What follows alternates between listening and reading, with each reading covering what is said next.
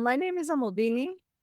I have eating disorders. I'm a delegate of the Greek National Service Board, and it's an honor to be here with you. I'm a little bit nervous, and I'm glad that Alan was first to warm me up. Thank you, Alan. And thank you, Emilia. Thank you, everyone, for working so hard for this workshop, Sandy and everybody else.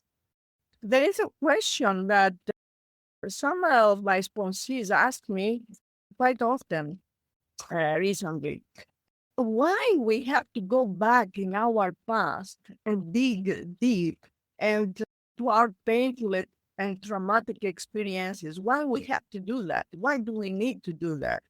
My reply is that we don't have to do anything. We are free to do as we choose in our inventory of fourth step.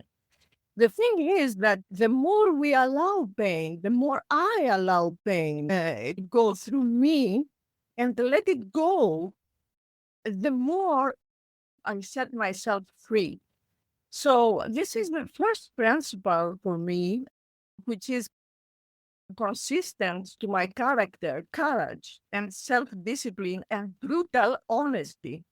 Because if I wasn't like that, if I wasn't made like that, I couldn't survive so far because I come from a quite dysfunctional family in Greece and an abusive father and a very sick mother, like emotional sick, psychologically sick.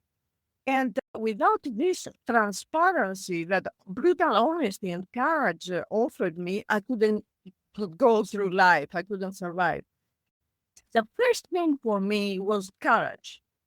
I embraced it right away, and I survived because of this. In my teen years, I realized that I have become anxiously attached to all my relationships. I have been a codependent, and I remain codependent. And I also realized that every time I had a breakup and an erotic disappointment, I was always gaining weight. So that's how I realized that I have a problem with food. And this problem was, it was like a pendulum. It was going from bulimia to anorexia and to overexercising. Like a pendulum going from one side to the other. And there was no moderation in my life. I remember there was one time that I stayed there for a week with just water and then a slice of apple because I was so crazy to prove that I am capable of doing it. And that was another problem that I had, that I was trying to prove myself so hard that I was setting high standards in my mind that I couldn't reach, of course, and I was disappointed. I became a perfectionist, and then I felt a failure, the very regular thing. So, what happened there? What principle came to my life at that time? It was hope and faith. These were two principles that I have embraced when I was a child. I remember when I was 9 years old, I used to find a refugee to a church and a monastery of nuns near my home where I was hiding. It wasn't out of faith, a particular faith. It was just a refugee away from home for me. And my first sponsor, I picked him up in my first fellowship because I felt his innocence. He had the same innocence I had when I was going to that church to find the refugee. And it was so nice to get back my innocence through faith, through hope. But the faith I had when I was a child and when I was a teenager, it wasn't the same kind of faith I found out here in this fellowship. It took me some time to find out the difference, but be patient with me. So that was my first realization that I have a problem with food. Breakups and food were connected for me. And betrayal of trust. Every time my trust was betrayed from a lover, from a friend, from a co-worker, I was in trouble. And I had to eat it out. A trust was a challenge, and remained a challenge for a long period of my life. I had an explosive youth. I was a steamroller. I was pretending to be a Wonder Woman, but I had an armor. And I was trying hard to prove myself, and I had the constant fear of failure. And very much so problematic relationships. What happened to hope and faith at that time? They just became to despair and resignation. And after that, I was falling into a swamp of inertia. So, how I could miss things? What principles were there for me? It was, I discovered passion, solidarity, love, service, unity. How come I discovered these things? I wasn't yet in the program, but I discovered them through meditation, through energy healing, through working with others as a teacher, as a trainer, as a coach, as a healer, as a counselor, and offering a service as a volunteer during the Greek financial crisis. But there was a difference in this kind of service that I was offering at that time as a professional, either as a professional or as a volunteer. I was trying to prove myself again. I was trying to be the savior. I was trying to be someone special, someone who could perform miracles. During service, I discovered that service is not about being the savior. Service is about having boundaries, having limitations, and it's a recovery tool. And I need to remember who I am and what my limitations are, and just share my experience, strength, and hope. There's no need to save anyone, but working for socially vulnerable groups, I discovered that I was also hiding myself. I was trying to forget myself and bury myself into other people's problems. So this way, I was avoiding my pain and my trauma, and I was losing the brutal honesty that once helped me to survive. So I became dishonest and liar and pretentious being, as I was pretending the Wonder Woman and know it all and doing it all and being suffered. So how this changed? It changed from when I hit rock bottom. And I hit rock bottom because I couldn't stand myself anymore. I couldn't stand my problematic relationships, my dysfunctional relationship. I couldn't stand my body image. I never gained a lot of weight, but I was an exercise freak. And every kilo for me, every pound was like a million, seemed like a million. So I hated my body and I wanted to be very fit, very athletic. And I wanted to set myself free, but I didn't know for what. I had to go through the big book to find out that I was in prison of myself. The prison was myself, and I have to set myself free from this prison. Anyway, how it happened, when I discovered OA, I thought that I already knew the 12 steps. I thought that I had it because I'd been in another fellowship before. And although I knew that we don't take credits from other programs, moving from one fellowship to the other, I, I was pretty sure that I got faith, I got hope. I know about meditation. I've been in India, I've done this, I've done that. But in this fellowship, I found out something different. The first thing I remember is being embraced by the people of my intergroup and being held tightly and being encouraged and feeling like a family. And that was my first impression when I started to do service, encouraged by my two mentors, my two Greek mentors, really with me at every step. And this gave me another vision, another feeling of service. Service, in a way, is something that can change your life. It actually changed mine because I started to trust. I trusted people. I also felt loved by people. At the moment that I thought that I don't deserve any love, I don't deserve any compassion because I am a failure, but I'm nothing. That was the message that I got from my family. And I got out from my isolation and my resignation. I didn't try to prove myself because the people around me, they were telling me, don't worry, just do your best and leave the rest to higher power. We are here for you. We can help you. We can stand by you.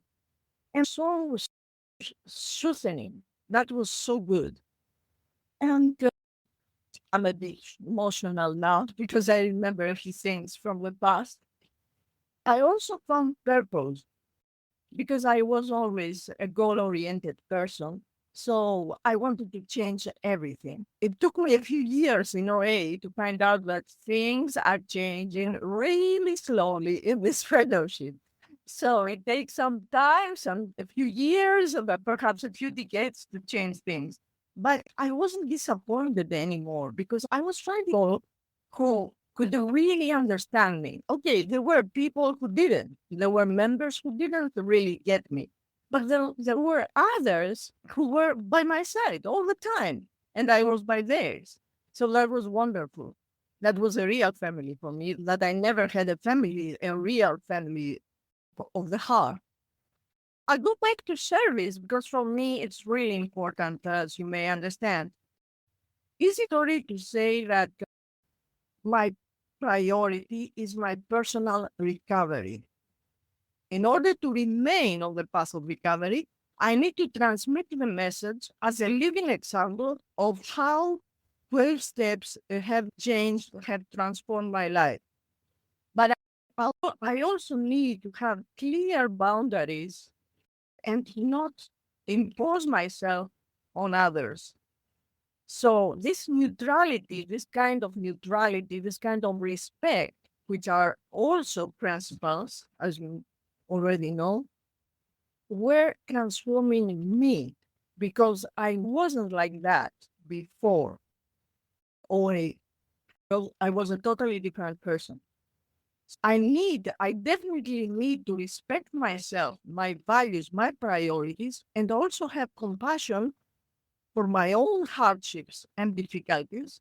And this way I can have compassion, understanding, and empathy for other members' challenges. And the more progress I make in my own recovery, the more effective is my service to others.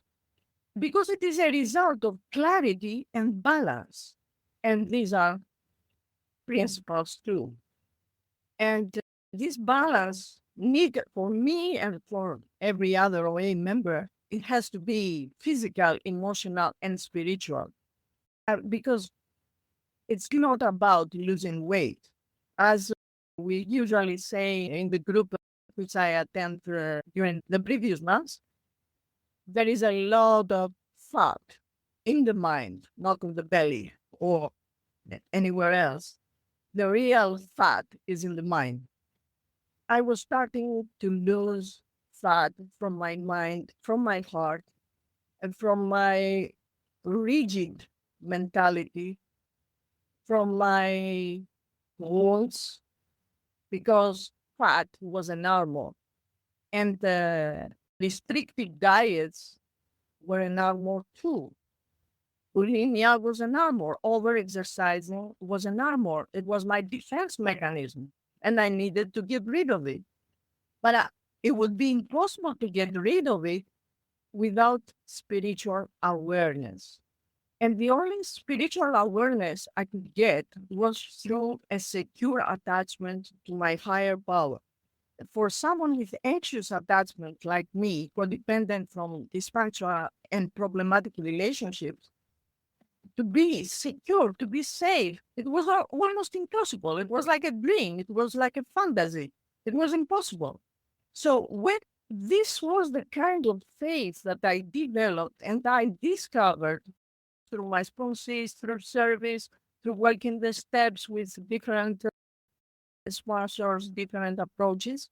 It was the kind of spiritual awareness and faith and trust to my higher power, to my spiritual guidance. And this way, I felt free from the rigid notion, the rigid concept of religion that we had back home in Greece, and which was rather conservative, and I couldn't fit in. No way. That was impossible for me. And I hated all that in the beginning when I came to OA. But later on, I found out that spiritual awareness is something totally different. And my higher power is love for life. So this is good for me. It feels good. It works. It works at every step of my life, of my day.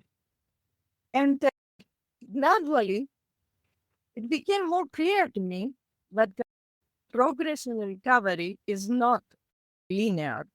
It's more, it's rather like a spiral and comes in layers. As I rise from rock bottom to the top, again, I'm getting closer to where my higher power wants me to be in order to thrive as a recovering human being. So that's the kind of progress I'm seeking right now in my life and in my recovery within our fellowship. So I'm going back to service because I'm a service maniac. And as my sponsor, my present sponsor says, we are doing service because we are having fun by doing service. We love doing service. This is our hobby. This is not a task. This is not a burden. This is not something heavy that we have to carry on our shoulders and drag it along the way. So I'm really proud that we managed, with the collaboration of the virtual region, to have two beautiful workshops about trauma and recovery for 2 consequent years. The first year it was organized by virtual region itself, and the second time it was organized by Rainbow, the LGBTQ OA service body. So I'm really proud that we made it because I am recovering from trauma. I am a wounded person. This is really important for me. And I'm really happy that we made it so far and that both workshops were successful. And I'm really proud that we have Rainbow in this fellowship. This is something that makes my heart feel relaxed. I'm really happy that I've been a member of Region 9 and of Unity with Diversity for a long time. My 4th year in Unity with Diversity as a co-chair, and my 5th year in Region 9. That's a lot. That's a lot, and I love it. And I don't want to talk about it myself because Rosanne has said everything about it in this beautiful language of the heart letter that you may know. This language of the heart text always makes me cry because I feel that I belong to something bigger than myself. And this is part of my recovery, this sense of belonging. So inclusivity, acceptance, openness of heart and mind are necessary. Maybe they are not clearly principles, but they are necessary tools, they are necessary qualities in order to find recovery, to find a new life.